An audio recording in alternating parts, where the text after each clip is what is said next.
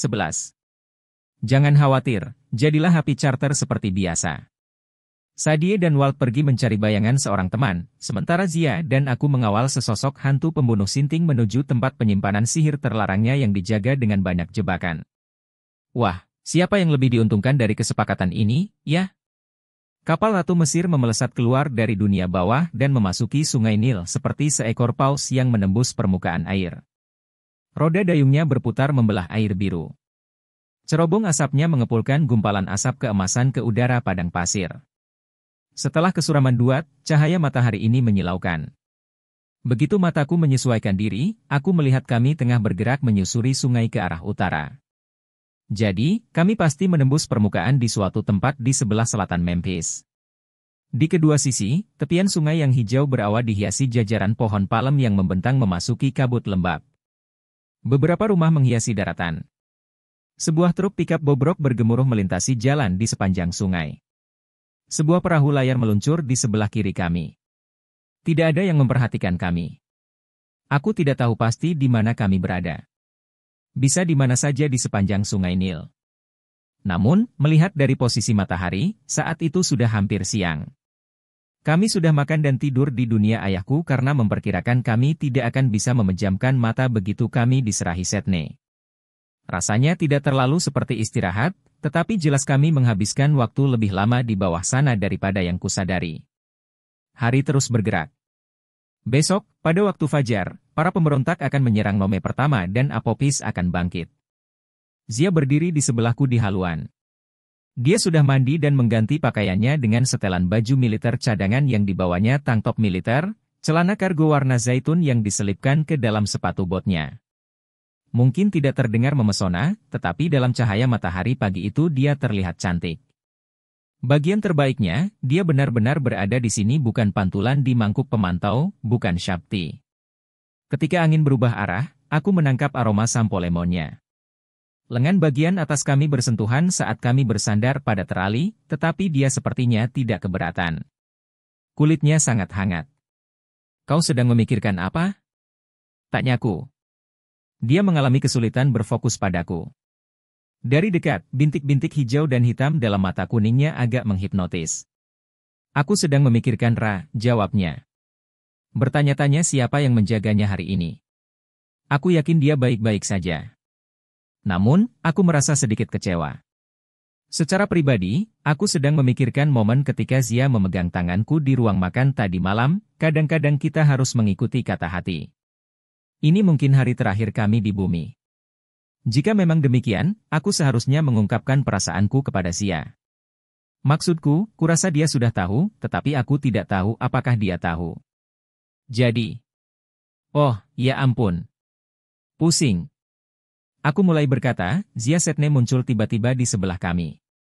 Aku merasa lebih baik.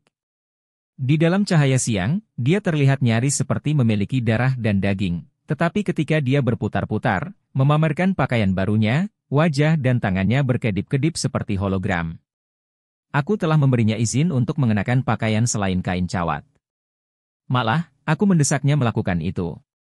Akan tetapi, aku tidak menduga pakaiannya semengejutkan itu. Mungkin dia berusaha menyesuaikan diri dengan nama julukan Sadie untuknya, Paman Vinie. Dia mengenakan jas hitam berbantalan bahu, kaos warna merah, celana jeans baru, dan sepatu lari berwarna putih menyilaukan. Di sekitar lehernya, tergantung rantai emas berat berisian yang saling terkait. Pada setiap jari kelingking, melingkar cincin seukuran kelereng raksasa, dengan lambang kekuatan was tersusun dari berlian.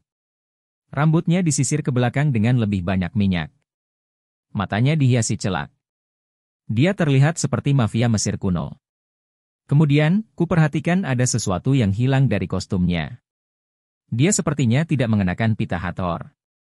Aku mengaku, aku panik. Kuteriakan kata perintah yang diajarkan Zia, tas. Simbol untuk ikat menyala di wajah Sydney. Pita hathor kembali muncul di seputar leher, pergelangan tangan, dada, dan pinggangnya.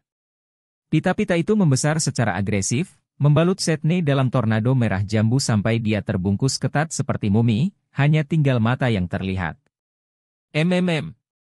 Dia memprotes. Aku menarik napas dalam. Kemudian, ku jentikan jariku. Ikatan itu menyusut kembali ke ukuran normal. Untuk apa itu tadi? Desak Setne. Aku tidak melihat pita. Kau tidak. Setne tergelak. Charter, charter, charter. Ayolah, Bung. Ini hanya ilusi perubahan kostum. Aku tidak bisa benar-benar lepas dari benda itu. Dia mengulurkan pergelangan tangannya. Pita-pita itu menghilang, lalu muncul kembali. Lihat. Aku hanya menyembunyikannya karena warna merah muda tidak cocok dengan pakaianku. Zia mendengkus. Tidak ada yang cocok dengan pakaian itu. Setne melemparkan pandangan jengkel ke arah Zia. Tidak perlu melibatkan hal pribadi, Sai. Santai saja, oke?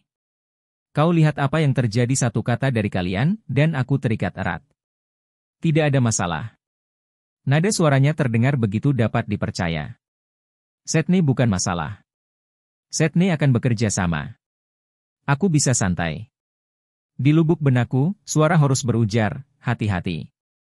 Kutingkatkan kewaspadaan mentalku. Mendadak, aku menyadari hieroglif yang melayang-layang di sekitarku gumpalan tipis asap yang tak terlalu terlihat. Aku memerintahkan hieroglif itu menghilang, dan hieroglif itu mendesis seperti agas terkena alat elektrik pembunuh serangga. Hentikan kata-kata sihirmu, Setne. Aku akan santai ketika urusan kita selesai dan kau kembali berada dalam tahanan ayahku. Sekarang, kemana kita pergi? Sejenak, keterkejutan melintas di wajah Setne. Dia menyembunyikannya dengan senyum. Tentu, tidak masalah. Senang melihat sihir jalan para dewa itu berhasil untukmu. Bagaimana keadaanmu di dalam sana, Horus? Zia membentak tak sabar. Jawab saja pertanyaannya, hei, belatung, sebelum aku membakar senyum itu agar lepas dari wajahmu. Zia mengulurkan tangan. Nyala api meliputi jari jemarinya. Zia, hentikan, ujarku. Aku sudah pernah melihatnya marah sebelum ini, tetapi taktik membakar senyum agar lepas sepertinya agak terlalu kasar, bahkan untuknya. Setne tidak tampak ambil peduli. Dari jasnya, dia mengeluarkan sebuah sisir putih aneh, apakah itu tulang jari manusia? Dan menyisir rambutnya yang berminyak. Zia yang malang, katanya. Pria tua itu memengaruhimu, ya? Pernah bermasalah dengan, kendali suhu? Aku pernah melihat beberapa orang yang berada dalam situasimu meledak secara spontan. Tidak sedap dipandang. Kata-katanya jelas membuat kesal Zia. Mata Zia penuh amarah, tetapi dia mengepalkan tangan dan memadamkan nyala api tadi. Dasar penjahat menjijik, santai saja, Sai, kata Setne. Aku hanya mengungkapkan keprihatinan. Sedangkan tentang kemana kita pergi ke selatan Kairo, reruntuhan Memphis. Aku ingin tahu apa maksud Setne mengenai Zia. Kuputuskan ini bukan saat yang tepat untuk bertanya. Aku tidak menginginkan jari berapi Zia di wajahku.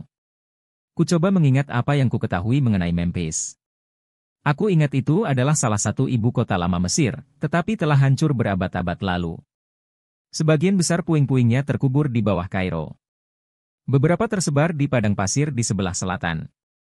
Ayahku mungkin pernah mengajakku ke situs penggalian di area tersebut 1 atau 2 kali, tetapi ingatanku tidak begitu jelas. Setelah beberapa tahun, semua situs penggalian menjadi agak campur aduk. Di mana tepatnya? Desakku. Memphis itu besar. Setne menaik turunkan alisnya. Kau benar. Wah, masa-masa yang dulu kulewati di lorong penjudi, tapi lupakan saja. Semakin sedikit yang kau tahu, Bung, semakin baik. Kita tidak ingin teman kekacauan kita yang berbentuk ular itu mendapat informasi dari benakmu, bukan? Omong-omong, sungguh suatu mukjizat dia belum mengetahui rencana-rencanamu dan mengirimkan monster mengerikan untuk menghentikanmu. Kau benar-benar perlu memperkuat pertahanan mentalmu. Membaca pikiranmu teramat sangat mudah. Sementara pacarmu di sini. Setne mencondongkan tubuh ke arahku sambil menyeringai. Apa kau ingin tahu apa yang tengah dipikirkannya? Zia lebih memahami pita Hathor daripada aku. Langsung saja, pita di sekitar leher Setne mengetat dan menjadi sebuah ban leher merah muda, lengkap dengan tali kekangnya. Setne tercekik dan memegangi lehernya. Zia mengambil ujung lain tali kekang itu.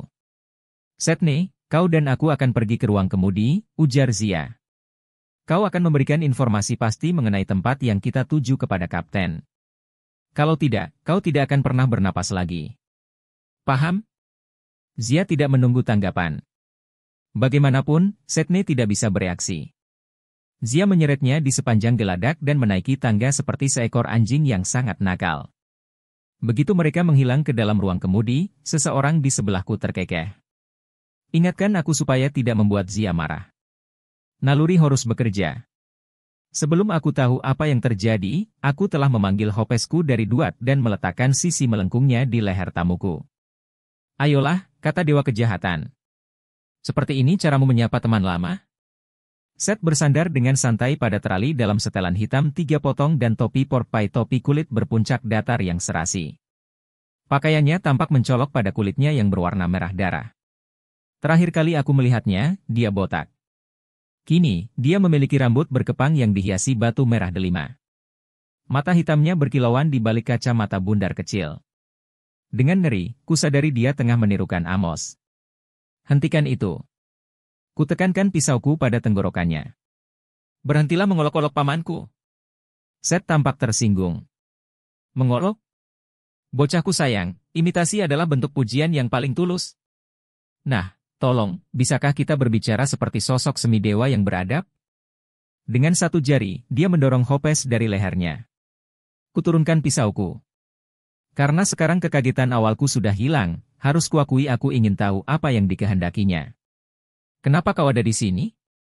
Tanyaku. Oh, pilih saja alasannya. Dunia akan berakhir besok. Mungkin aku ingin mengucapkan selamat tinggal. Dia menyeringai dan melambaikan tangan. Selamat tinggal. Atau mungkin aku ingin menjelaskan. Atau memberimu peringatan. Aku melirik ruang kemudi. Aku tidak bisa melihat Zia. Tidak ada lonceng peringatan yang berbunyi. Tidak ada orang lain yang sepertinya menyadari bahwa Dewa Kejahatan baru saja muncul di atas kapal kami. Set mengikuti arah pandanganku. Bagaimana Setne? Hah? Aku suka sekali orang itu. Sudah pasti, gumamku. Apakah dia dinamai berdasarkan namamu? Tidaklah. Setne hanya nama julukan. Nama sebenarnya adalah Amwaset. Jadi, kau bisa mengerti kenapa dia lebih menyukai nama Setne. Kuharap dia tidak langsung membunuhmu. Dia sangat menyenangkan sampai dia membunuh kita. Apakah itu yang ingin kau sampaikan? Set membenahi kacamatanya. Bukan. Masalah dengan Amos. Kau salah mengerti. Maksudmu soal kau merasukinya dan mencoba menghancurkannya? Tanyaku. Soal kau hampir mengacaukan pikirannya. Dan, kau sekarang ingin melakukannya lagi? Dua hal yang pertama benar. Yang terakhir tidak. Amos memanggilku, Nak. Kau harus mengerti, aku tak mungkin memasuki pikirannya sejak awal kalau dia tidak memiliki beberapa sifatku. Dia memahamiku. Kucengkeram pedangku. Aku juga memahamimu. Kau jahat. Set tertawa. Kau memahami hal itu sendiri? Dewa Kejahatan itu jahat? Tentu aku jahat, tapi tidak murni jahat. Tidak murni kekacauan juga. Setelah aku menghabiskan beberapa waktu di dalam kepala Amos, dia paham. Aku seperti jas improvisasi yang sangat dia gemari itu kekacauan dalam keteraturan. Itu hubungan kami. Aku masih dewa, Charter. Aku bagaimana menyebutnya? Penentang yang setia. Setia. Ya, benar. Set memberiku seulas senyum licik. Baiklah, aku ingin menguasai dunia. Membinasakan siapa saja yang menghalangiku? Tentu saja. Tapi, ular apopis itu dia terlalu berlebihan. Dia ingin menghancurkan seluruh ciptaan menjadi kekacau balauan primordial besar yang cair. Apa serunya itu? Kalau pilihannya adalah Ra atau Apopis, aku akan bertempur di pihak Ra. Itu sebabnya Amos dan aku membuat kesepakatan. Dia mempelajari jalan Set. Aku akan membantunya.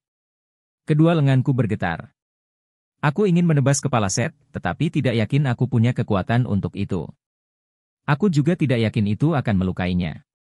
Aku tahu dari Horus bahwa para dewa cenderung mentertawai luka-luka kecil seperti leher yang terpenggal.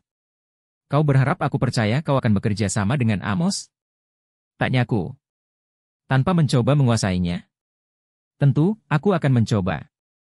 Tapi, kau seharusnya lebih mempercayai pamanmu. Dia lebih kuat daripada yang kau duga. Memangnya menurutmu siapa yang mengirimku ke sini untuk menjelaskan? Sengatan listrik menjalari tubuhku. Aku ingin mempercayai bahwa Amos dapat mengendalikan semuanya, tetapi ini Seth yang bicara. Dia banyak mengingatkanku kepada hantu penyihir Sydney dan itu bukan hal yang bagus. Kau sudah selesai memberi penjelasan, ujarku. Sekarang, kau boleh pergi. Seth mengangkat bahu. Baiklah, tapi sepertinya ada satu hal lagi. Dia mengetuk-ngetuk dagunya. Oh, benar. Peringatan. Peringatan? Ulangku. Karena biasanya ketika Horus dan aku bertarung, akulah yang bertanggung jawab atas apa yang akan menewaskanmu. Tapi, kali ini tidak begitu. Kupikir kau sebaiknya tahu. Apophis sangat suka meniru langkah-langkahku, tapi seperti yang tadi kukatakan. Dia melepas topinya dan membungkuk, batu merah delima berkilauan pada kepangan rambutnya. Peniruan adalah pujian. Apa yang kau perahu kami tersentak maju dan menderum seolah kami menabrak karang. Di ruang kemudi, lonceng peringatan berbunyi. Awak bola-bola cahaya memelesat ke sana kemari di atas geladak dengan panik. Apa yang terjadi? Aku mencengkeram terali. Oh, itu pasti si kuda nil raksasa, kata Seth dengan santai. Semoga berhasil. Dia menghilang dalam gumpalan asap merah saat sesosok makhluk berukuran sangat besar bangkit dari sungai Nil. Kau mungkin tidak menganggap seekor kuda Nil dapat menimbulkan kengerian. Meneriakan kuda Nil tidak menghasilkan dampak yang sama dengan meneriakan hiu. Akan tetapi, aku serius saat kapal Ratu Mesir miring ke satu sisi, roda kayunya terangkat sepenuhnya dari air, dan aku melihat monster itu keluar dari kedalaman air. Aku nyaris mengetahui hieroglif untuk mengompol di celana. Makhluk itu mungkin sama besarnya dengan kapal kami. Kulitnya berkilauan ungu dan kelabu. Saat berdiri di dekat anjungan, matanya terpancang ke arahku dengan sorot kebencian yang gamblang dan dia membuka rahangnya yang seukuran hanggar pesawat terbang. Gigi bawahnya yang seperti pasak lebih tinggi daripada tubuhku. Saat melihat ke dalam tenggorokan makhluk itu, aku merasa seperti tengah memandangi terowongan merah muda cerah langsung menuju ke dunia bawah. Monster itu bisa saja langsung melahapku di sana, berikut separuh bagian depan kapal. Aku terlalu dilumpuhkan oleh kekagetan sehingga tidak dapat bereaksi. Namun, kuda Nil itu melengguh. Bayangkan seseorang menghidupkan mesin sebuah motor trail, lalu meniup trompet. Sekarang, bayangkan kedua suara itu diperbesar 20 kali lipat, menyerbumu dalam embusan napas berbau ikan busuk dan sampah kolam. Seperti itulah teriakan perang seekor kuda Nil raksasa. Di suatu tempat di belakangku, Zia berteriak, "Kuda Nil!" Yang kurasa sudah agak terlambat. Dia terhuyung-huyung ke arahku melintasi geladak yang bergoyang-goyang, api menyala di ujung tongkat panjangnya.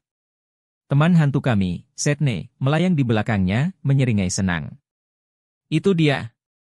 Sydney menggoyang-goyangkan cincin berlian di kelingkingnya. Sudah kubilang Apophis akan mengirim monster untuk membunuh kalian. Kau pintar sekali. Teriakku. Sekarang, bagaimana cara kita menghentikannya? Bah! Kuda Nil itu menghantamkan wajahnya ke kapal Ratu Mesir. Aku terguling ke belakang dan menabrak ruang kemudi. Dari sudut mata, kulihat Zia menembakkan selajur api ke wajah makhluk itu. Api itu mengenai lubang hidungnya yang sebelah kiri, yang hanya membuat si kuda Nil semakin marah. Ia mendenguskan asap dan memukul kapal lebih keras, melontarkan Zia ke sungai. Tidak. Aku terhuyung bangkit. Ku coba memanggil avatar Horus, tetapi kepalaku berdenyut-denyut. Fokusku buyar. Mau sedikit saran? Sydney melayang di sebelahku, tak terpengaruh oleh goyangan kapal. Aku bisa memberimu mantra untuk digunakan. Senyum jahatnya tidak terlalu memberiku keyakinan. Tetap di situ. Aku menunjuk ke arah tangannya dan berteriak, "Tas!" Pita Hathor mengikat pergelangan tangannya menjadi satu. Oh, ayolah. Dia memprotes. Bagaimana aku bisa menyisir rambutku kalau begini? Si kuda Nil memandangiku dengan tajam dari balik terali pagar matanya seperti piring makan malam yang berwarna hitam berminyak. Di ruang kemudi, bilah berlumuran darah membunyikan lonceng peringatan dan berteriak kepada awak kapal, "Belok kiri! Belok kiri!" Di suatu tempat di bagian samping, ku dengar Zia terbatuk-batuk dan mencebar-cebur, yang berarti paling tidak dia masih hidup, tetapi aku harus menjauhkan perhatian si kuda Nil dari Zia dan memberi waktu kepada Ratu Mesir untuk melepaskan diri. Aku meraih pedangku, menyerbu naik ke geladak yang miring, dan langsung melompat ke kepala monster itu. Penemuan pertamaku, kuda Nil itu licin. Aku berjuang mencari pegangan tidak gampang dilakukan sambil memegang pedang dan nyaris tergelincir jatuh ke sisi lain kepala kuda Nil sebelum kukaitkan lenganku yang bebas di seputar telinganya. Si kuda Nil meraung dan menggoyang-goyangkanku seperti anting-anting. Sekilas, aku melihat sebuah perahu nelayan melintas dengan tenang seolah tidak ada yang aneh. Awak bola cahaya Ratu Mesir memelesat di sekitar sebuah retakan besar di buritan. Hanya sesaat, aku melihat Zia menggelepar di air, sekitar 20 meter di arah hilir. Kemudian, kepalanya terbenam. Kukerahkan seluruh kekuatanku dan kutusukkan pedangku ke dalam telinga si kuda Nil. Bah! Monster itu mengayun-ayunkan kepalanya. Aku kehilangan pegangan dan meluncur ke arah sungai seperti lemparan 3 angka. Aku sebenarnya akan menghantam air dengan keras, tetapi pada detik terakhir, aku berubah menjadi seekor Raja Wali. Aku tahu itu terdengar sinting. Oh, omong-omong, aku kebetulan berubah menjadi seekor Raja Wali. Namun, itu sihir yang cukup mudah bagiku karena Raja Wali adalah hewan suci Horus. Tiba-tiba saja, bukannya jatuh, aku membubung tinggi di atas sungai Nil. Penglihatanku begitu tajam sampai aku bisa melihat tikus-tikus di rawa. Aku bisa melihat Zia berjuang di dalam air, juga setiap bulu di moncong raksasa si kuda Nil. Aku menukik ke arah mata monster itu, menyerangnya dengan cakarku. Sayangnya, mata kuda Nil itu berpelupuk tebal dan ditutupi semacam selaput. Si kuda Nil mengerjap-ngerjapkan mata dan meraung jengkel, tetapi aku tahu bahwa aku tidak berhasil menimbulkan kerusakan serius. Monster itu menerkamku. Aku terlalu cepat. Aku melayang menuju kapal dan bertengger di atap ruang kemudi, berusaha mengambil napas. Kapal Ratu Mesir telah berhasil berbelok. Kapal itu pelan-pelan menjauhkan diri dari si monster, tetapi lambungnya telah rusak parah. Asap bergulung dari retakan di buritan. Kami membelok ke arah kanan, dan bilah berlumuran darah terus membunyikan lonceng peringatan, tindakan yang benar-benar mengganggu. Zia berusaha mengambang, tetapi dia semakin terhanyut ke hilir dari arah si kuda Nil dan tampaknya tidak berada dalam bahaya yang serius. Dia berusaha memanggil api yang tidak mudah dilakukan ketika kita sedang kelabakan di dalam sungai. Si kuda Nil bergerak mondar-mandir, tampaknya mencari burung sialan yang tadi menusuk matanya. Telinga monster itu masih berdarah, walaupun pedangku tidak lagi di situ mungkin sudah berada entah di mana di dasar sungai. Akhirnya si kuda Nil mengalihkan perhatian ke kapal. Setne muncul di sebelahku. Kedua tangannya masih terikat, tetapi dia sepertinya senang-senang saja. Kau siap menerima saran sekarang, Bung? Aku tidak bisa merapal mantra itu sendiri karena aku sudah mati, tapi aku bisa memberitahumu apa yang harus kau ucapkan. Si kuda Nil menyerbu. Jaraknya tidak sampai 50 meter, dan semakin mendekat. Jika kuda Nil itu menghantam kapal pada kecepatan itu, Ratu Mesir akan remuk menjadi kayu bakar. Waktu seakan-akan melambat. Aku berusaha mencurahkan perhatianku. Emosi tidak bagus untuk sihir, padahal aku benar-benar panik, tetapi aku tahu aku hanya punya satu kesempatan untuk ini. Kubentangkan sayapku dan aku pun langsung terbang ke arah kuda Nil. Di tengah jalan, aku berubah kembali menjadi manusia, jatuh seperti batu, dan kupanggil avatar Horus. Jika tidak berhasil, hidupku pasti berakhir sebagai noda berminyak yang tak penting di dada seekor kuda Nil yang tengah menyerang. Untunglah aura biru berkelap-kelip di sekitarku. Aku mendarat di sungai, terbungkus tubuh bercahaya seorang kesatria berkepala Raja Wali setinggi 6 meter. Dibandingkan si kuda Nil, ukuranku masih kecil, tetapi aku mendapatkan perhatiannya ketika melayangkan tinjuku ke moncongnya. Hal itu berjalan sangat baik selama sekitar 1 detik. Monster itu melupakan kapal sepenuhnya. Aku melangkah ke samping dan membuat monster itu berbalik ke arahku, tetapi aku terlalu lambat. Mengarungi sungai dalam wujud avatar sama mudahnya dengan berlari melintasi ruangan penuh bola yang memantul-mantul.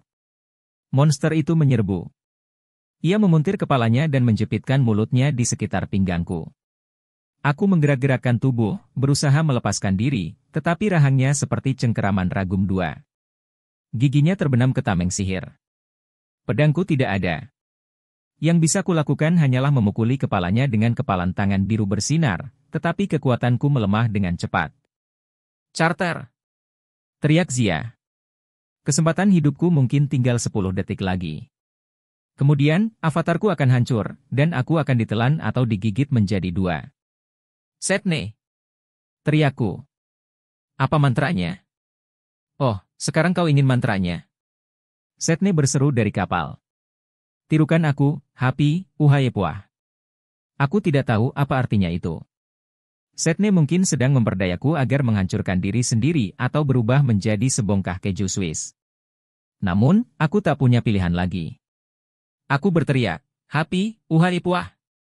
Hieroglif biru lebih terang daripada yang pernah kupanggil menyala di atas kepalaku Daniel. Melihat hieroglif itu tertulis, tiba-tiba aku memahami maknanya, Hapi, bangkitlah dan serang. Namun, apa artinya itu? Setidaknya, hieroglif itu membuat perhatian si Kudanil teralih. Monster itu melepaskanku dan menggigit-gigit ke arah hieroglif. Avatarku hilang. Aku terjun ke dalam air, sihirku habis, pertahananku hilang hanya charter Kane kecil dalam bayangan seekor Kudanil seberat 16 ton. Monster itu menelan hieroglif tersebut dan mendengus. Ia menggeleng-geleng, seolah baru menelan cabai. Hebat, pikirku. Sihir Setne yang mengagumkan memanggil hidangan pembuka untuk si demon Kudanil. Kemudian, dari kapal, Setne berteriak, tunggu saja. 3, 2, 1. Sungai Nil menggelegak di sekitarku. Segumpalan besar rumput laut berwarna coklat menyembur di bawahku dan mengangkatku ke angkasa. Secara naluriah, aku berpegangan, pelan-pelan menyadari bahwa rumput laut itu bukanlah rumput laut. Itu adalah rambut yang terletak di atas sebuah kepala raksasa. Pria raksasa itu berdiri di Sungai Nil, semakin tinggi dan tinggi, hingga si kuda Nil nyaris terlihat imut bila dibandingkan dengannya. Aku tak bisa mengetahui banyak hal mengenai raksasa itu dari bagian atas kepalanya, tetapi kulit birunya lebih gelap daripada kulit ayahku.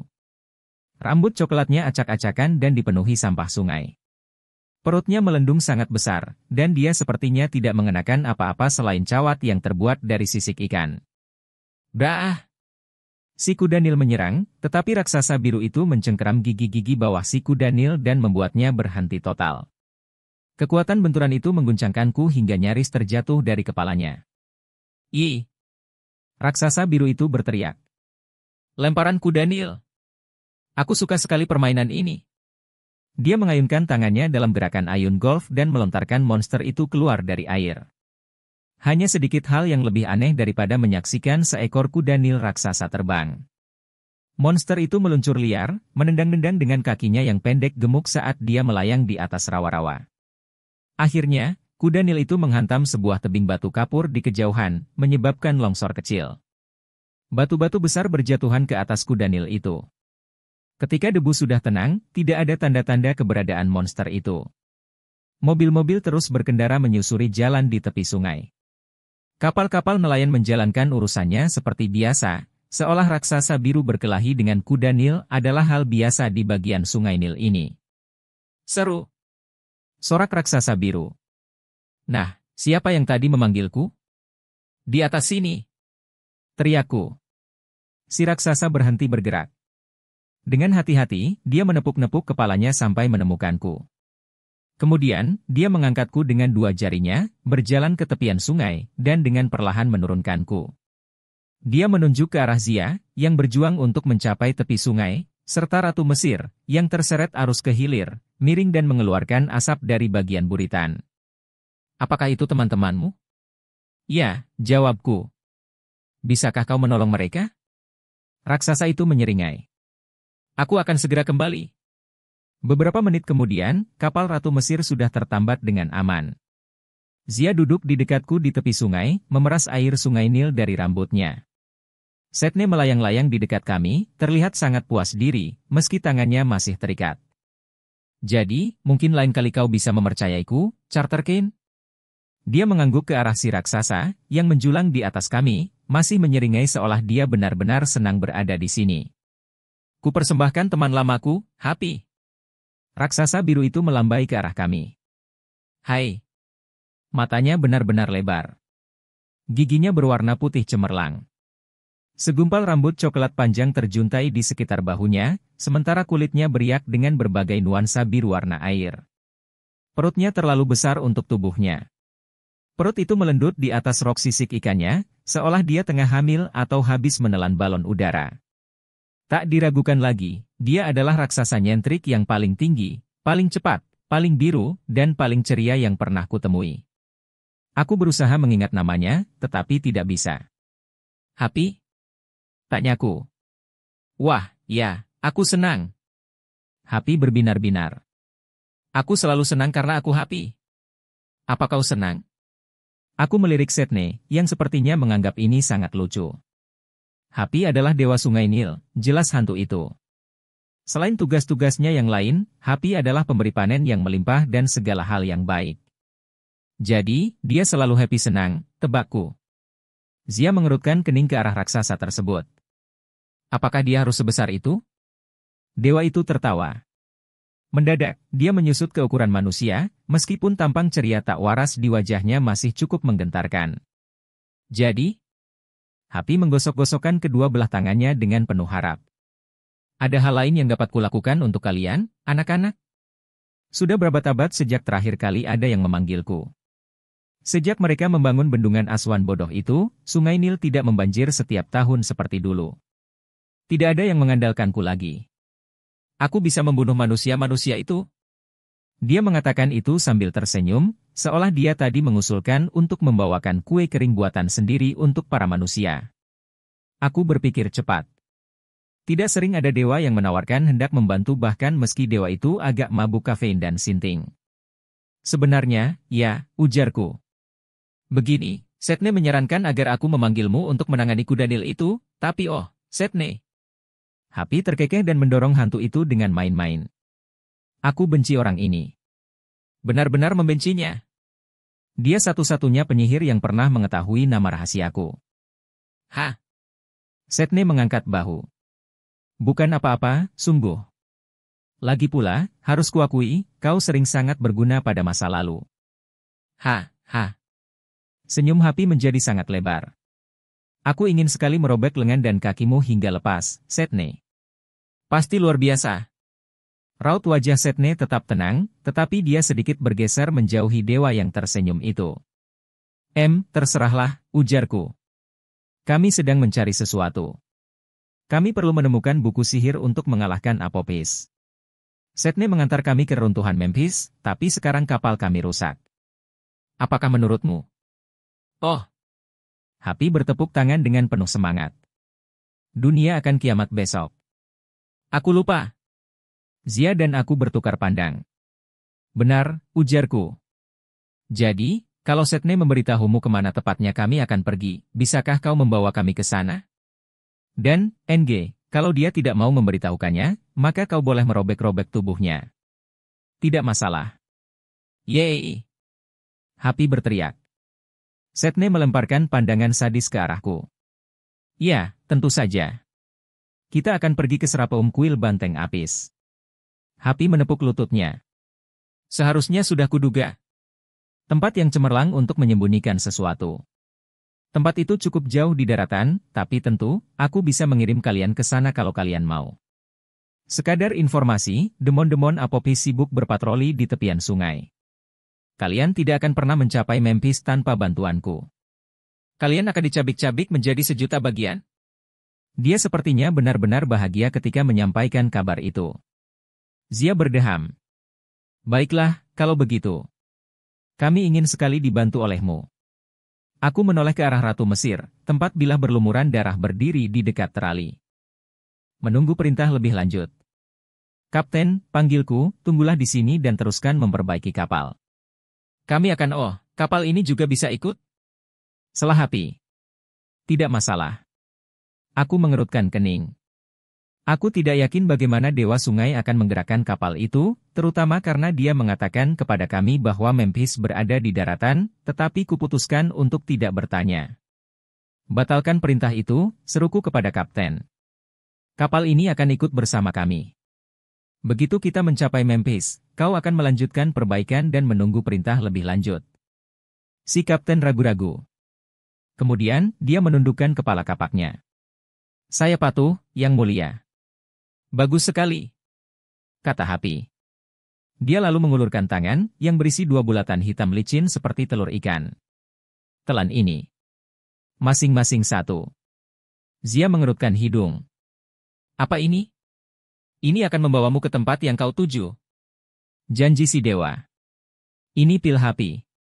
Aku mengerjap. Apa? Si hantu Setne berdeham. Dia terlihat seperti berusaha tidak tertawa.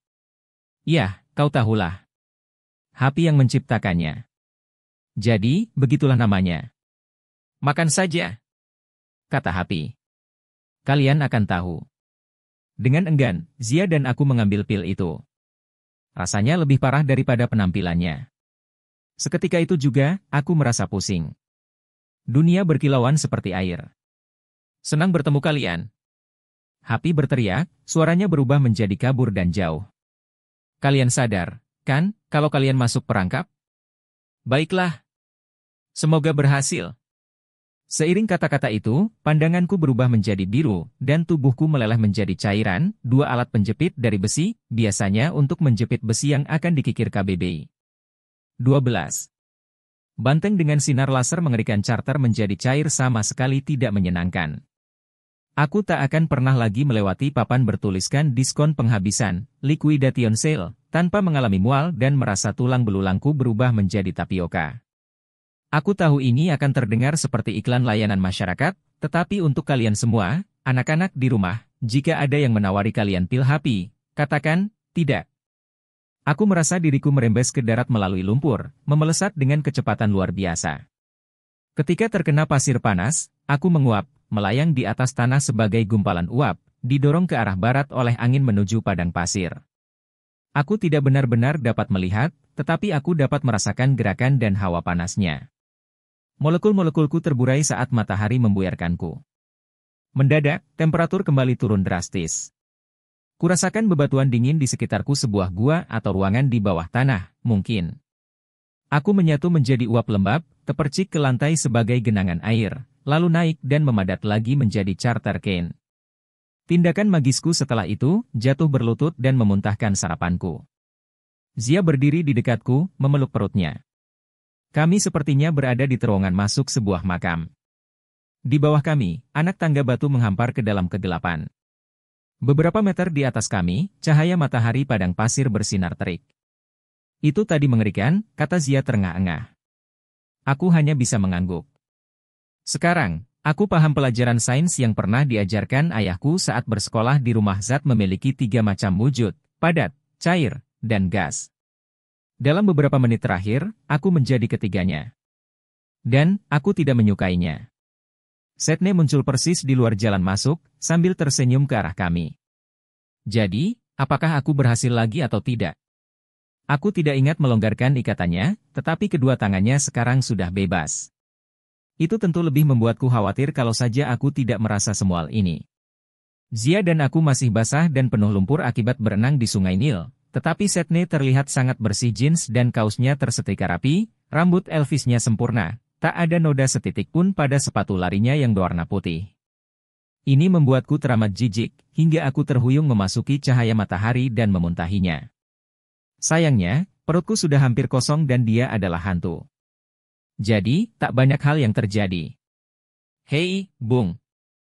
Setne membenahi kalungan emasnya dan merapikan jaketnya. Sedikit rasa hormat, ya. Aku sudah membantumu. Membantu? Kutelan rasa menjijikkan di mulutku. Jangan pernah memanggil Hapi lagi. Zia menyelesaikan kalimatku. Selamanya. Awe, ayolah. Setne membentangkan kedua tangannya. Itu tadi perjalanan yang mulus. Lihat, bahkan kapalmu berhasil sampai. Aku menyipitkan mata. Kami lebih banyak dikelilingi oleh padang pasir berbatu yang datar, seperti permukaan planet Mars, tetapi, tertambat di sebuah bukit pasir dekat situ, terdapat sebuah kapal yang agak rusak Ratu Mesir. Buritannya tidak lagi terbakar, tetapi kapal itu terlihat mengalami lebih banyak kerusakan dalam perjalanan. Sebagian pagar teralinya rusak. Salah satu cerobong asapnya doyong dengan kemiringan membahayakan. Karena alasan tertentu, sehelai kain besar berlumpur yang terbuat dari sisik ikan tergantung di ruang kemudi seperti parasut sobek. Zia bergumam, oh, dewa-dewi Mesir, semoga itu bukan kain cawat Hapi. Bila berlumuran darah berdiri di haluan, menghadap ke arah kami. Dia tidak berekspresi karena kepalanya berupa kapak, tetapi dari cara kedua lengannya tersilang, aku tahu dia tidak terlalu senang. Bisakah kau memperbaiki kapalnya? Seruku kepadanya. Ya, Yang Mulia, gumamnya. Kalau ada waktu beberapa jam. Sayangnya, kita tampaknya terjebak di tengah padang pasir. Akan kita cemaskan soal itu nanti, ujarku. Perbaiki kapal itu. Tunggu kami kembali di sini. Kau akan menerima lebih banyak instruksi pada saat itu. Sesuai perintah Anda. Bila berlumuran darah berbalik dan mulai menggumam ke arah bola-bola cahaya dalam bahasa yang tidak ku mengerti. Awak kapal itu pun bergegas melakukan berbagai aktivitas. Sydney tersenyum.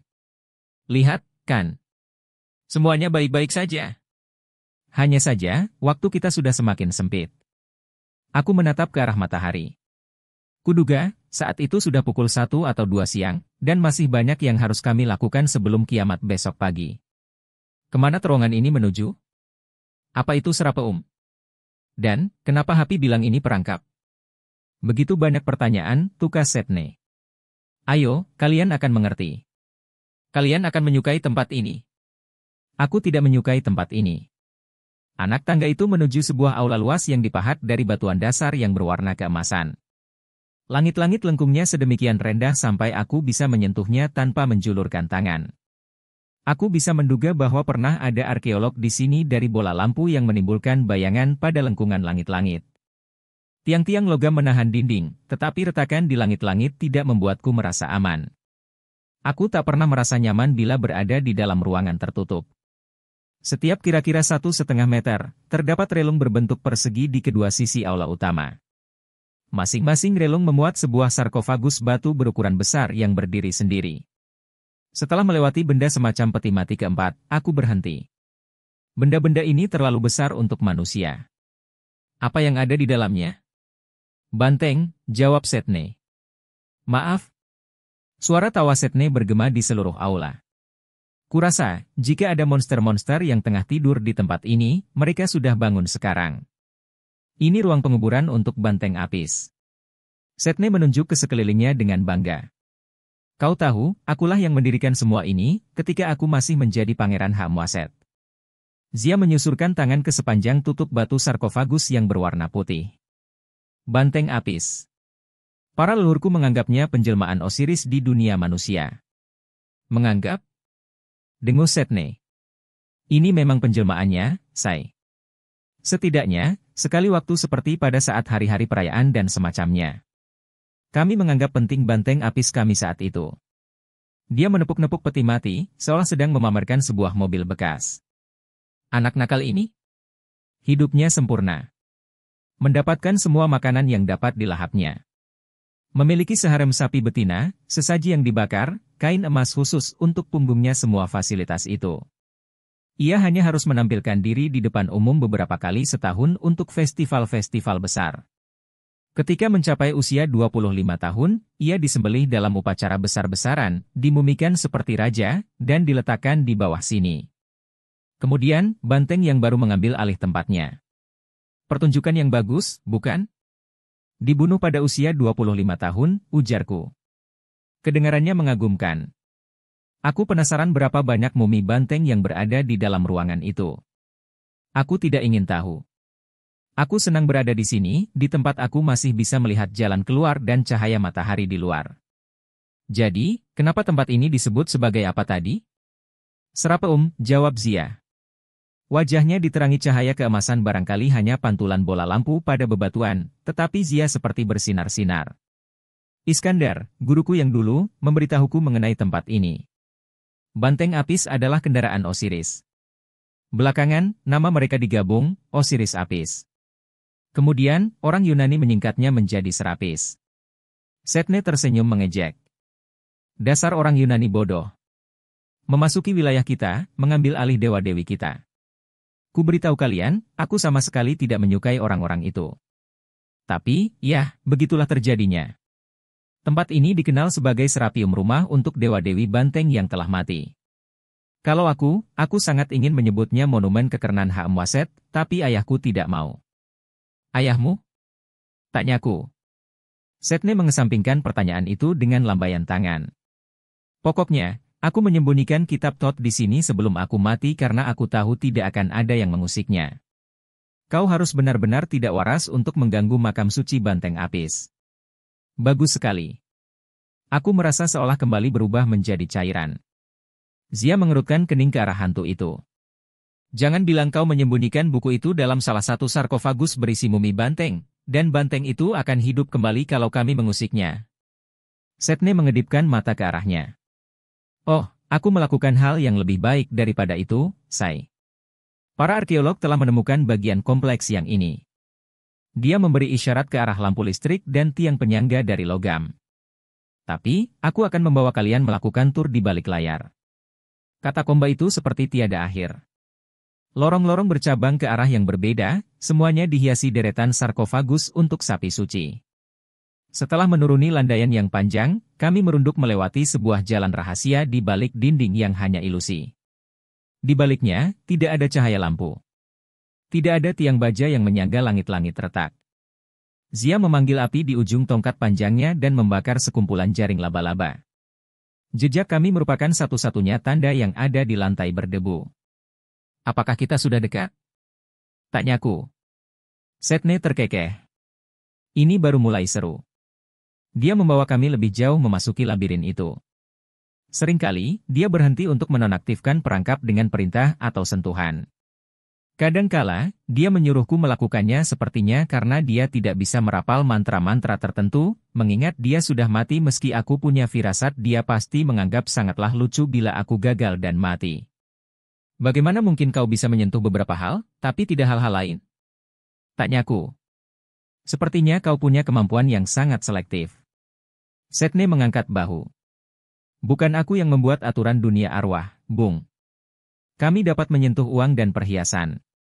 Memungut sampah dan berurusan dengan paku beracun, tidak. Kami harus meninggalkan pekerjaan kotor itu untuk yang masih hidup. Setiap kali perangkap-perangkap itu dimatikan, hieroglif tersembunyi bersinar, lalu lenyap. Kadang-kadang, kami harus melompati lubang yang menganga di lantai, atau mengelak ketika anak-anak panah memelesat dari langit-langit. Lukisan dewa-dewi dan Firaun lepas dari dinding, berubah bentuk menjadi hantu penjaga, dan memudar. Setiap kalinya, Setne selalu memberi komentar pengiring.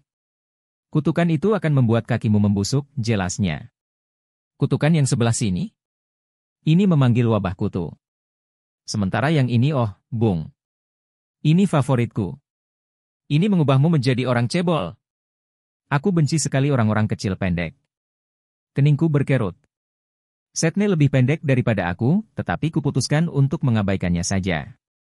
Ya, benar, lanjutnya, kalian beruntung kutemani, Bung. Sekarang ini, kalian pasti sudah menjadi orang cebol tak berkaki yang digigiti kutu. Padahal, kalian belum melihat yang terburuk. Persis di sebelah sini. Aku tidak yakin bagaimana Setne mengingat begitu banyak detail mengenai tempat ini setelah begitu lama, tetapi dia jelas-jelas bangga akan katakomba ini. Dia pasti sangat menikmati ketika merancang perangkap-perangkap mengerikan untuk membunuh para penyusup itu. Kami berbelok ke sebuah koridor lain. Lantai melandai lagi. Langit-langit menjadi begitu rendah sehingga aku harus membungkuk.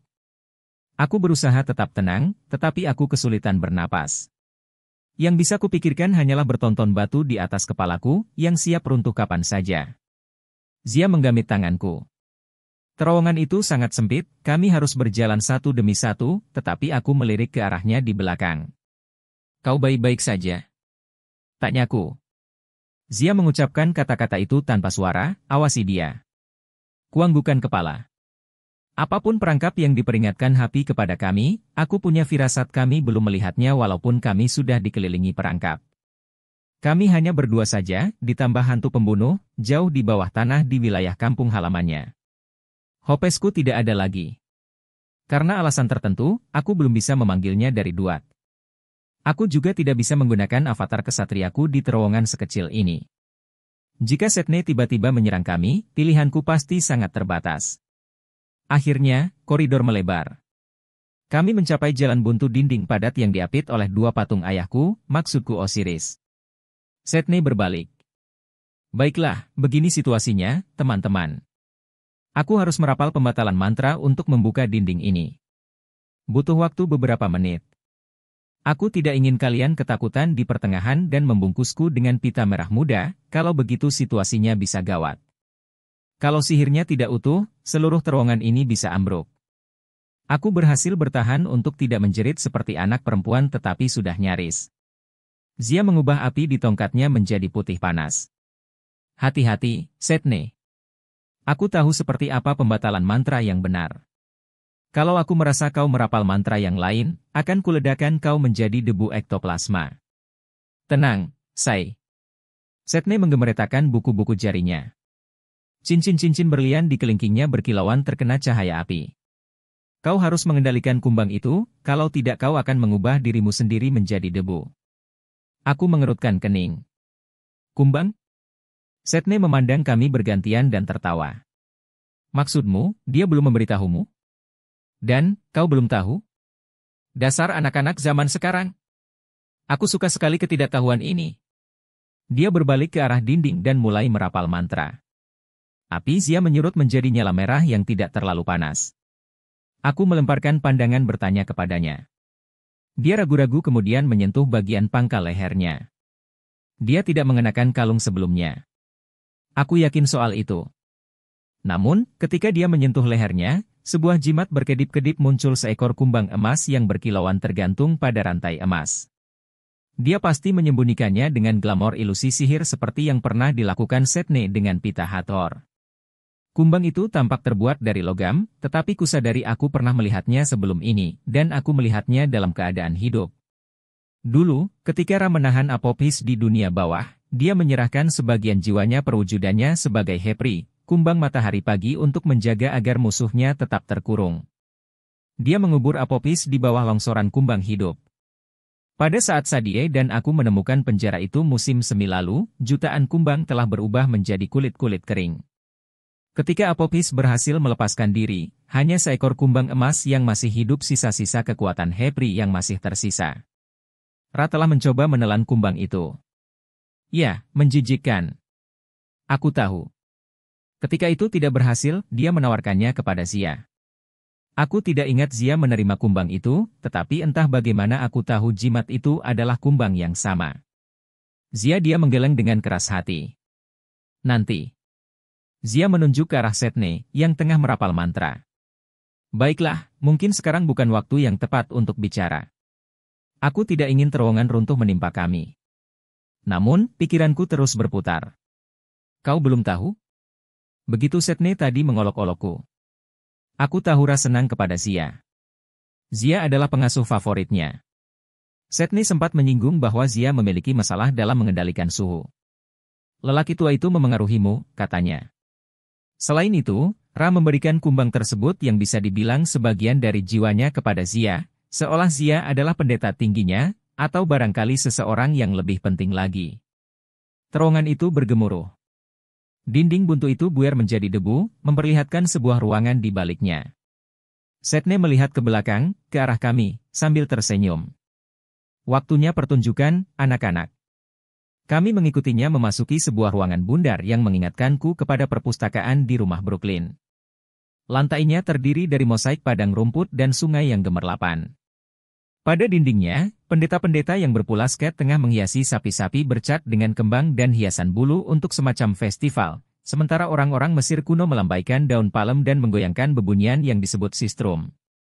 Langit-langit bundar menggambarkan Osiris di atas singgasananya, tengah memberikan keputusan di atas seekor banteng. Selama sesaat yang absurd, aku bertanya-tanya apakah Amit memangsa hati sapi-sapi jahat, dan apakah dia menyukai rasa sapi. Di tengah ruangan, di atas tumpuan berbentuk peti mati, berdirilah patung banteng api seukuran normal.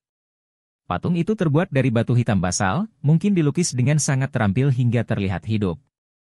Matanya seperti mengikutiku.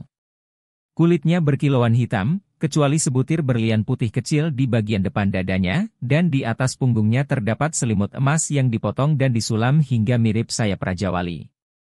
Di antara kedua tanduknya, terdapat sebuah lingkaran emas mahkota bulat matahari. Di bawahnya, mencuat keluar dari dahi banteng itu seperti tanduk unicorn yang keriting, terdapat seekor ular kobra yang tengah menegakkan tubuh. Setahun lalu, aku akan mengatakan, menakutkan, tapi setidaknya itu cuma patung. Kini, Aku punya banyak pengalaman dengan patung Mesir yang menjadi hidup dan berusaha menginjak-injakku hingga mati. Setne tidak tampak cemas. Dia berjalan menuju banteng batu itu dan menepuk-nepuk kaki patung tersebut. Kuil Apis. Aku membangun ruangan ini hanya untuk pendeta-pendeta terpilihku dan aku. Sekarang, yang harus kita lakukan hanyalah menunggu. Menunggu apa? Tanya Zia. Sebagai gadis yang pintar, dia masih berada di dekat pintu masuk bersamaku. Setne memeriksa jam tangan hayalannya. Tidak akan lama. Hanya alat pengatur waktu, semacam itu. Masuklah. Buat diri kalian merasa nyaman. Dengan perlahan, aku masuk. Kutunggu pintu menutup lagi, tetapi ternyata tetap terbuka. Kau yakin buku itu masih di sini? Oh, iya. Setne berjalan mengelilingi patung itu, memeriksa bagian dasarnya. Aku hanya perlu mengingat mana di antara panel-panel pada alas ini yang akan membuka. Kalian tahu, aku ingin membuat seluruh ruangan ini dari emas. Pasti akan jauh lebih keren. Tapi, ayahku memangkas dan aku. Ayahmu. Zia melangkah ke sebelahku dan menyelipkan tangannya ke tanganku, yang sama sekali bukan masalah bagiku. Kalung kumbang emas itu berkilat-kilat di seputar lehernya. Maksudmu Ramses yang agung? Mulut Setne melengkung menjadi senyum mengejek yang keji. Yah, begitulah bagian humasnya memberinya cap. Kalau aku lebih senang memanggilnya Ramses II, atau Ramses nomor 2. Ramses? Ujarku. Ayahmu Ramses yang itu? Kurasa aku belum memproses bagaimana Setne bergabung dalam sejarah Mesir. Melihat lelaki kecil kurus dengan rambut berminyak, jas berbantalan bahu, dan perhiasan gemerlapnya yang konyol, aku tidak percaya dia berhubungan darah dengan penguasa seterkenal itu. Lebih buruk lagi, itu membuatnya berhubungan darah denganku, karena pihak ibuku mewarisi sihirnya dari Ramses yang agung. Sadie bilang dia bisa melihat kemiripan keluarga antara Setne dan aku. Tutup mulutmu, Sadie. Kurasa Setne tidak suka tampang terkejutku. Dia mengangkat hidung bengkoknya di udara. Kau seharusnya tahu seperti apa rasanya, Charter Kane tumbuh besar dalam bayangan ayah yang terkenal. Selalu berusaha untuk menyesuaikan diri dengan legendanya. Lihatlah kau, putra Dr. Julius Kane. Ketika kau akhirnya berhasil membuat namamu terkenal sebagai penyihir hebat, apa yang dilakukan ayahmu? Dia menjadi dewa. Setne tertawa dingin. Aku tak pernah merasakan kemarahan kepada ayahku sebelum ini, aku selalu merasa keren menjadi anak Dr. Kane. Namun, kata-kata Setne bergulir dalam diriku, dan amarah mulai terbentuk dalam dadaku. Dia mempermainkanmu, kata suara Horus. Aku tahu Horus benar, tetapi itu tidak membuatku merasa lebih baik. Di mana bukunya, Setne? Tanyaku. Sudah cukup menunda-nunda. Tidak usah merusak tongkat sihirmu, Bung. Tidak akan lama lagi. Dia menatap gambar Osiris di langit-langit. Itu dia. Si pria biru itu sendiri. Ku beritahu kau, Charter, kau dan aku memiliki banyak kesamaan. Aku tak bisa pergi kemanapun di Mesir tanpa melihat wajah ayahku juga. Abu Simbel? Ada Papa Ramses memelototiku 4 salinannya, masing-masing seukuran 20 meter. Rasanya seperti mimpi buruk. Separuh kuil di Mesir. Dia yang memerintahkan pembangunannya dan mendirikan patung dirinya sendiri. Apakah aneh kalau aku ingin menjadi penyihir terbesar di dunia? Dia membusungkan dadanya yang kerempeng. Dan, aku pun berhasil. Yang tidak kupahami, Charter Kane, kenapa kau belum juga mengambil alih singgasana Firaun? Kau punya Horus di pihakmu, yang sudah sangat menginginkan kekuasaan. Kau seharusnya bersatu dengan dewa itu, menjadi Firaun dunia, dan, dia menepuk-nepuk patung Apis. Mengendalikan banteng ini. Dia benar, kata Horus.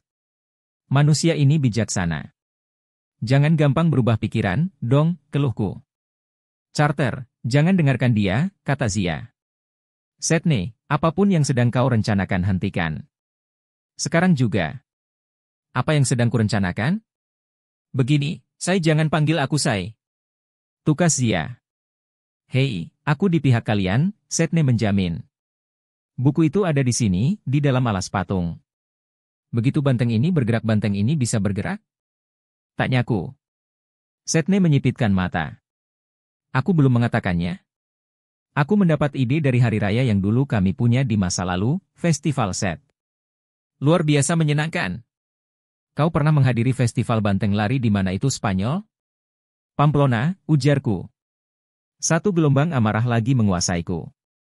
Ayahku pernah mengajakku ke Pamplona satu kali, tetapi dia tidak memperbolehkanku keluar ke jalan saat banteng-banteng itu berlarian di kota. Menurutnya, itu terlalu berbahaya seolah kehidupan rahasianya sebagai penyihir tidak jauh lebih berbahaya daripada itu. Benar, Pamplona. Setne menyetujui. Ya, kau tahu di mana tradisi itu bermula? Mesir. Fir'aun biasa melakukan kejar-kejaran ritual ini dengan banteng apis guna menegakkan kembali kekuasaannya sebagai raja, membuktikan kekuatannya, diberkati oleh para dewa semua hal tak penting itu. Pada masa yang lebih belakangan, ritual ini hanya sekadar permainan, tanpa bahaya nyata. Namun, pada mulanya, ritual tersebut sungguhan. Persoalan hidup dan mati. Seiring dengan kata mati, patung banteng tadi bergerak. Dia menekuk kaki-kakinya dengan kaku. Kemudian, dia merendahkan kepala dan menatapku marah, mendengus-denguskan segumpal debu. Setne. Kuraih pedangku, tetapi tentu saja benda itu tidak ada. Hentikan makhluk itu, atau aku akan membungkusmu dengan pita begitu cepat. Oh, aku tidak akan melakukan itu, Setne memperingatkan. Begini, hanya akulah yang dapat mengambil buku itu tanpa dihancurkan oleh sekitar 16 kutukan yang berbeda. Di antara kedua tanduk banteng tersebut, bola emas mataharinya berkilat. Di dahinya, ular kobra tadi menggeliat hidup, mendesis dan memuntahkan gumpalan api. Zia menarik tongkat sihirnya. Apakah hanya hayalanku, atau apakah kalung kumbangnya mulai berasap? Kendalikan makhluk itu, Setne. Kalau tidak, aku bersumpah aku tidak bisa melakukannya, Sai. Maaf. Dia menyeringai ke arah kami dari belakang alas tumpuan banteng tadi. Dia tidak terlihat menyesal. Ini bagian dari sistem keamanan, mengerti? Kalau kalian menginginkan bukunya, kalian harus mengalihkan perhatian banteng ini dan keluar dari sini. Sementara aku membuka alas ini dan mengambil kitab Tot. Aku mempercayai kalian sepenuhnya. Banteng itu mengais-ngais alas tumpuannya, lalu melompat. Zia menarikku kembali ke lorong. Itu dia. Teriak Setne. Persis seperti festival set. Buktikan kalian layak mendapatkan singgasana Fir'aun, nak. Berlarilah atau mati. Banteng itu menyerbu. Sebilah pedang pasti akan sangat bagus. Aku tentu akan memilih mengenakan jubah matador dan tombak. Atau senapan serang. Sebagai ganti semua itu, Zia dan aku berlari kembali melewati katakomba dan segera menyadari bahwa kami tersesat. Membiarkan Setne memandu kami memasuki labirin merupakan gagasan buruk. Seharusnya, aku menjatuhkan remah roti atau menandai dinding dengan hieroglif atau semacamnya. Aku berharap terowongan itu terlalu sempit untuk banteng apis. Aku tidak seberuntung itu. Kudengar dinding-dinding batu bergemuruh di belakang kami saat banteng itu menerobos lewat dengan bahunya. Ada suara lain yang lebih tidak kusukai lagi deruman dalam yang diikuti ledakan. Aku tidak tahu suara apa itu gerangan, tetapi hal itu merupakan pendorong yang baik untuk berlari lebih cepat. Kami tentulah telah melewati selusin lorong. Masing-masing lorong memuat 20 atau 30 sarkofagus. Tak bisa kupercaya betapa banyaknya banteng apis yang telah dijadikan mumi di bawah sini berabad-abad banteng. Di belakang kami, teman monster batu kami melenguh saat dia melintasi terowongan dengan menabraknya. Aku melirik ke belakang satu kali dan menyesal telah melakukannya. Banteng itu mendekat dengan cepat, ular kobra di dahinya memuntahkan api. Ke arah sini! Teriak Zia. Dia menarikku menyusuri sebuah koridor kecil. Di ujung yang jauh, cahaya siang tampak tertumpah dari sebuah pintu yang terbuka. Kami berlari cepat ke arahnya. Aku mengharapkan ada jalan keluar. Namun, kami malah mendapati ruang bundar lain. Tidak ada patung banteng di bagian tengahnya, tetapi di sekelilingnya tertata rapi 4 sarkofagus batu berukuran raksasa. Dinding-dindingnya dilukisi gambar-gambar surga keluarga sapi-sapi yang tengah diberi makan, sapi-sapi yang tengah bermain-main di padang rumput, sapi-sapi yang tengah dipuja oleh manusia-manusia kecil konyol. Cahaya siang mengalir masuk dari sebuah lubang di langit-langit bundar, 6 meter di atas kami. Seberkas cahaya matahari membelah udara yang berdebu dan mengenai bagian tengah lantai seperti lampu sorot, tetapi tidak mungkin kami bisa menggunakan lubang itu untuk menyelamatkan diri. Bahkan, kalaupun aku berubah menjadi Raja Wali, bukaan itu terlalu sempit, dan aku tidak mau meninggalkan Zia sendirian. Jalan buntu, kata Zia. Ruuf. Banteng Apis muncul di pintu masuk, menghalangi kami. Ornamen kepalanya yang berbentuk kobra mendesis. Kami mundur ke dalam ruangan itu hingga kami berdiri di tengah cahaya matahari yang hangat. Sungguh kejam kiranya mati di sini, terperangkap di bawah ribuan ton batu, tetapi bisa melihat matahari. Banteng itu mengais-ngais lantai. Dia mengambil satu langkah maju, lalu ragu-ragu, seolah cahaya matahari itu mengganggunya. Mungkin aku bisa bicara dengannya, ujarku. Dia terhubung dengan Osiris, bukan? Zia menatapku seakan aku ini gila yang memang benar tetapi aku tidak punya gagasan lain yang lebih baik. Dia mempersiapkan tongkat sihir dan tongkat panjangnya. Aku akan melindungimu. Aku melangkah ke arah monster itu dan menunjukkan kedua tanganku yang kosong. Banteng baik. Aku Charter Kane. Osiris adalah ayahku, semacam itulah. Bagaimana kalau kita berdamai dan ular kobra itu menyemburkan api ke wajahku? Api itu tentu akan mengubahku menjadi charter yang super garing, tetapi Zia meneriakkan kata perintah. Saat aku terhuyung mundur, tongkat panjangnya menyerap semburan itu, mengisap api seperti alat penyedot debu. Dia mengiris udara dengan tongkat sihirnya, dan sebuah dinding api yang merah berkilauan meledak di sekitar banteng Apis. Sayangnya, si banteng hanya berdiri saja dan memelototi kami, tak terluka sedikit pun. Zia mengutuk.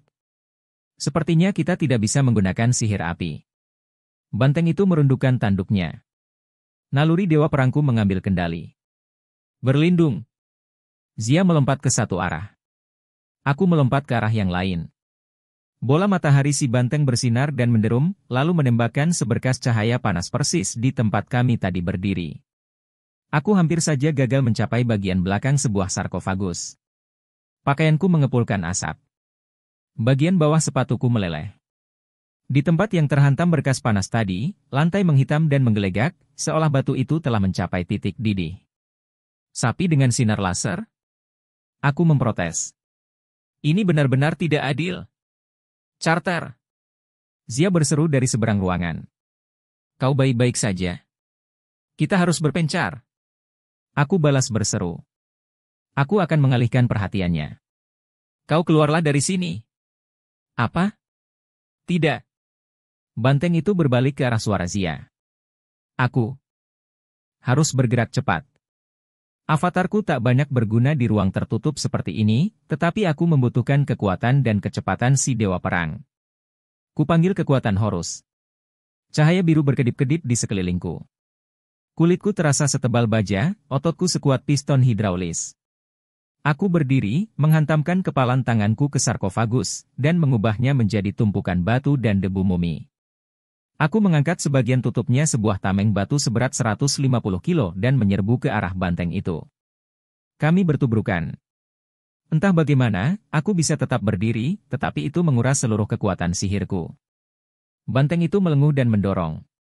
Ular kobra menyemburkan api yang menjilati bagian atas tamengku. Zia, keluar dari sini! Teriakku. Aku tidak akan meninggalkanmu. Harus. Aku tidak bisa bulu-bulu di lenganku sudah berdiri bahkan sebelum aku mendengar bunyi deruman itu. Lempengan batu yang kupegang hancur dalam kilatan emas, dan aku melayang mundur, menghantam sebuah sarkofagus. Penglihatanku mengabur. Kudengar Zia berteriak. Ketika mataku dapat berfokus lagi, aku melihatnya berdiri di tengah ruangan, terselubung cahaya matahari, merapal mantra yang tidak kukenali. Dia merebut perhatian si banteng, dan barangkali itulah yang telah menyelamatkan nyawaku. Namun, sebelum aku sempat berteriak, banteng itu membidikan cakram mataharinya dan menembakkan sinar laser super panas langsung ke arah Zia. Tidak! Teriakku. Cahaya itu membutakanku. Hawa panas menyedot seluruh oksigen dari paru-paruku. Tidak mungkin Zia berhasil selamat dari serangan itu. Namun, ketika cahaya keemasan memudar, Zia masih di sana. Di sekitarnya, menyala sebuah tameng raksasa yang berbentuk seperti kulit kumbang. Kedua matanya berkilauan dengan warna jingga api. Nyala api melingkar-lingkar di sekitarnya. Zia menatap banteng itu dan berbicara dengan suara parau dan berat yang jelas bukan suaranya, aku adalah Hepri, matahari terbit. Tidak ada yang boleh menentangku. Baru kelak aku menyadari bahwa Zia berbicara dalam bahasa Mesir kuno. Zia mengulurkan tangan. Sebuah komet mini memelesat ke arah banteng Apis dan monster itu meledak menjadi nyala api, menggeliang-geliut dan mengentak-entakan kaki, mendadak panik. Kaki-kakinya remuk. Dia ambruk dan pecah menjadi tumpukan puing gosong yang mengepulkan asap. Ruangan itu mendadak senyap. Aku takut bergerak. Zia masih diliputi api, dan tampaknya api itu semakin panas menyala dengan warna kuning, lalu putih. Zia seolah dalam keadaan trans. Kumbang emas di lehernya jelas-jelas mengeluarkan asap sekarang. Zia! Kepalaku berdenyut-denyut, tetapi aku berhasil bangkit. Dia menoleh ke arahku dan mengangkat bola api lagi. Zia, jangan! Ujarku. Ini aku. Charter. Dia ragu-ragu. Charter. Raut wajahnya berubah bingung, lalu takut. Nyala api jingga di matanya memudar, dan dia roboh ke dalam siraman cahaya matahari. Aku berlari ke arahnya. Ku coba merengkuhnya dengan tanganku, tetapi kulitnya terlalu panas untuk disentuh. Kumbang emas itu meninggalkan bekas terbakar yang parah di lehernya. Air, aku bergumam kepada diriku sendiri. Aku butuh air. Aku tak pernah terampil menggunakan kata-kata ilahiyah, tetapi aku berteriak, mau.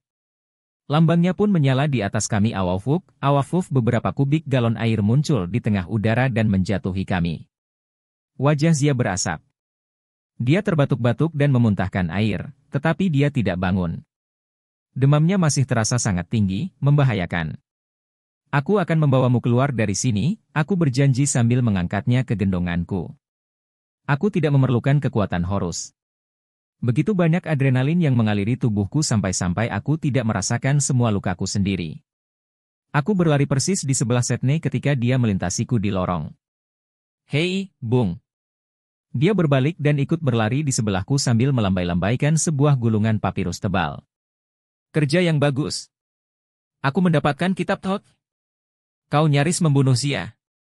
Bentakku. Keluarkan kami dari sini sekarang juga. Baiklah, baiklah, kata Setne. Tenanglah.